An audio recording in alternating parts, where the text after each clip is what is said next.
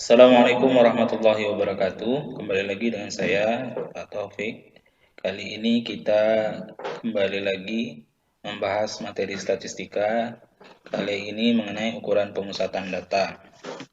Setelah selesai kita memahami penyajian data, maka kita langsung masuk kepada ukuran pemusatan data. Nah, dari setiap data itu terdapat 3 ukuran atau 3 nilai statistik yang mewakili data tersebut. Yang pertama mean atau rataan hitung, kemudian median, dan modus. Nah, ketiga nilai ini dikenal dengan ukuran pemusatan data. Kenapa? Karena ketiga nilai ini memiliki kecenderungan yang memusat pada suatu nilai tertentu. Jadi ada 3 hal yang kita bahas. Yang pertama rataan hitung, modus, dan median. Oke, kita lanjut kepada mean. Mean atau rataan hitung adalah jumlah semua datum kita bagi dengan banyaknya datum. Misalnya ada tersedia data X1, X2 sampai Xn. Maka mean atau rataan hitung data tunggal tersebut bisa ditentukan dengan X bar atau X yang digaris di atas. Kita jumlahkan X1 sampai Xn lalu dibagi sebanyak datanya. Banyak datanya adalah N. Kemudian untuk yang data berkelompok, yaitu didapat dengan menjumlahkan perkalian frekuensinya dengan nilai tengahnya dibagi dengan jumlah frekuensi masing-masing kelas. Mulai dari kelas 1 pertama sampai N. Oke. Kita lanjut. Kemudian cara lain dalam menentukan rataan hitung adalah dengan menggunakan rataan sementara, yaitu X bar sama dengan rataan sementara ditambah dengan jumlah dari perkalian frekuensi dengan selisih antara rataan sementara dengan nilai tengah masing-masing kelas.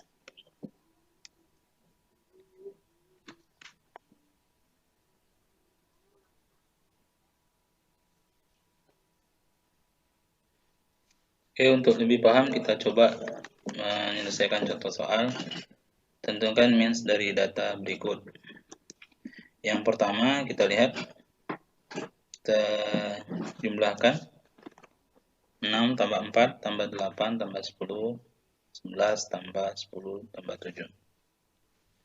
Nah, kita bagi dengan banyaknya data yaitu ada 7 ya. Maka kalau kita jumlahkan hasilnya 56 dibagi 7. Nah, 56 dibagi 7. 56 dibagi 7 berapa? Sama dengan 8.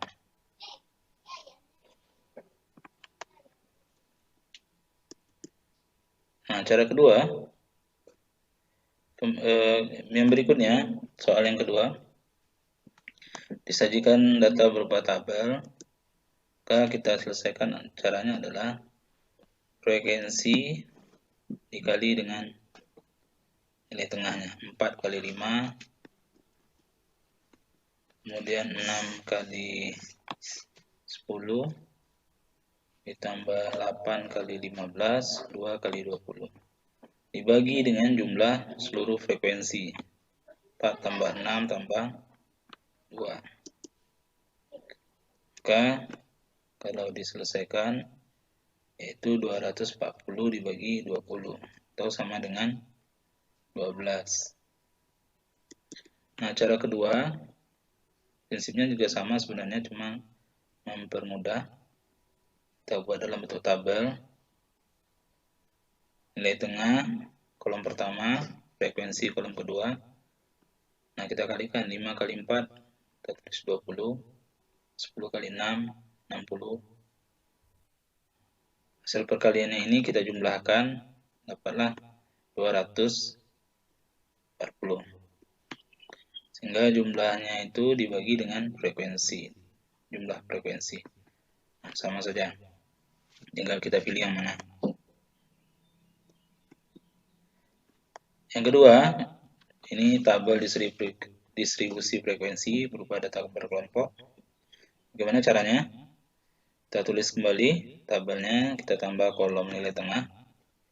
Nilai tengah ini didapat dari menjumlahkan batas bawah dengan batas atas dibagi 2.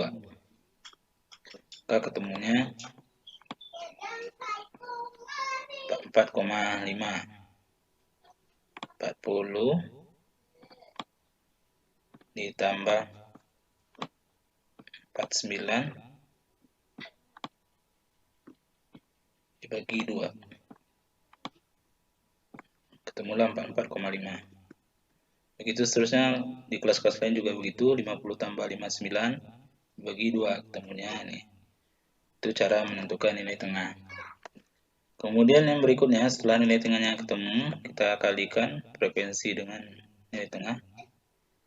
4 dikali 4,5 yaitu 178. 6 dikali 5 4,5 327. 10 kali 6 4,5. Nah, kita selesaikan perkaliannya, lalu kita jumlahkan. Setelah dijumlahkan ketemulah 1975. Nah, yang merupakan rata-rata adalah jumlah perkalian frekuensi dengan nilai tengah dibagi dengan frekuensi.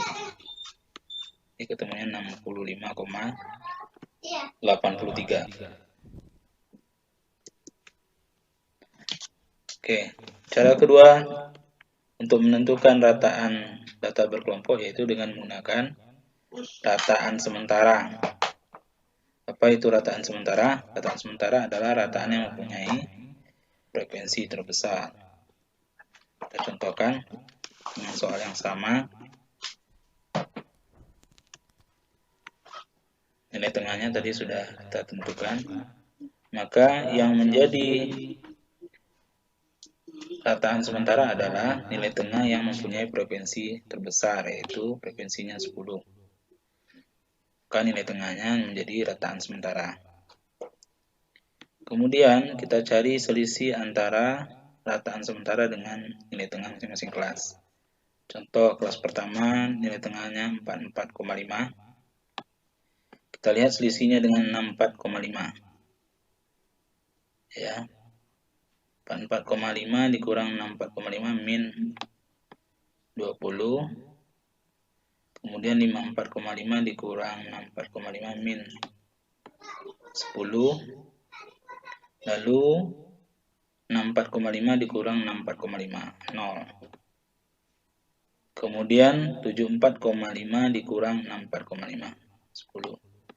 Nah, kalau kita lihat polanya nampak 10 selisihnya.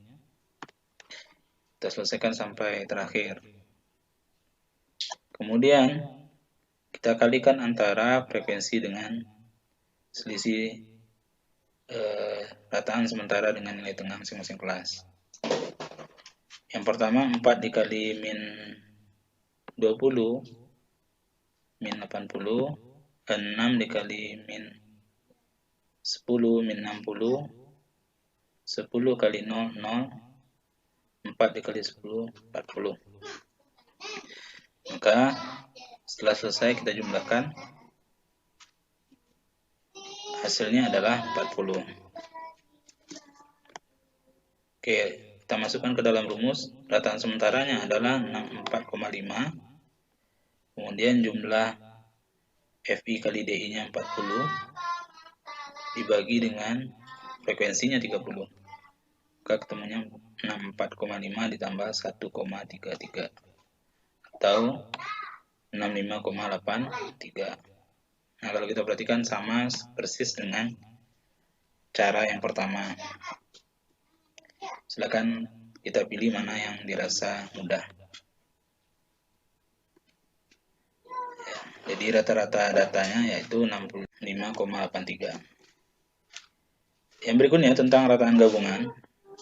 Jika frekuensi 1 mempunyai rata-rata X1, kemudian F2 mempunyai rata-rata X2 dan seterusnya sampai Fn mempunyai rata-rata Xn, maka rata-rata hitung keseluruhan atau rata-rata gabungannya adalah F1 kali X bar 1 ditambah F2 dikali X bar 2 sampai ditambah Fn dikali X bar N dibagi dengan total frekuensinya. Sebagai contoh, rata-rata nilai ulangan matematika kelas 10A, 10B, dan 10C adalah 65, 75, dan 80. Jumlah siswa masing-masing kelas adalah 35, 30, dan 35. Nah, maka kita disuruh menentukan rata-rata hitung ketiga kelasnya. Maka caranya adalah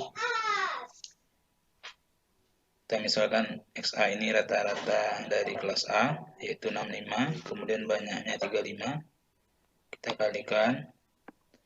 Berikutnya yang kelas B, rata-ratanya 75, banyak siswanya 30, kelas C 80, banyak siswanya 35. Nah, ini kita jumlahkan lalu kita bagikan dengan frekuensinya keseluruhan. Jadi total siswanya ada 100. 65 kali 35, 2275. 75 kali 30, 2250. 80 kali 35, 2800. Maka totalnya adalah 7325. Jadi bagi 100 adalah 73,25. Oke, selanjutnya contoh kedua yang sering bentuk soal yang sering diujikan. Diketahui sebuah kelas dengan banyak siswa perempuan 16. Rata-rata berat badan siswa perempuan dan siswa laki-laki yaitu 48 dan 54. Nah, jika rata-rata berat badan seluruh siswa di kelas 50,8 kg, tentukan jumlah siswa dalam kelas tersebut. Berarti dia ingin tahu berapa seluruh siswa ya. Sementara yang diketahui cuma siswa perempuan. Oke, rata-rata berat badan siswa perempuan adalah 48. Lanjut yang laki-laki. Yang laki-laki ada 54. Banyak siswa perempuan 16. Nah, yang banyak siswa laki-laki ini yang ditanya. Belum diketahui. Yang ditanya adalah jumlah siswa perempuan dan siswa laki-laki itu berapa. Maka kita cari dulu banyak siswa laki-laki. Sebagaimana kita ketahui bahwa rata-rata gabungan adalah seperti ini.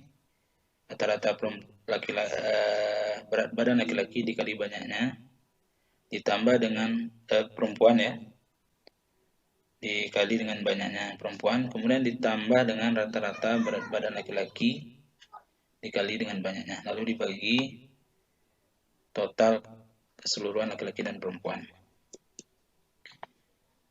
Nah, rata-rata gabungannya adalah 58,8. Ini rata-rata keseluruhannya. Kemudian rata-rata perempuan 48 dikali jumlahnya 16. Yang laki-laki 54, banyaknya belum diketahui. Lalu kita bagi dengan 16 tambah NL. Kemudian kita kali silang. 58,8 dikali 16 tambah NL. Dengan 48 tambah 48 kali 16 tambah 54, dikali NL. Atau sama dengan jadinya 812,8 ditambah 58,8 NL sama dengan 768 tambah 54 NL. Oke, kita kelompokkan yang sama-sama punya NL.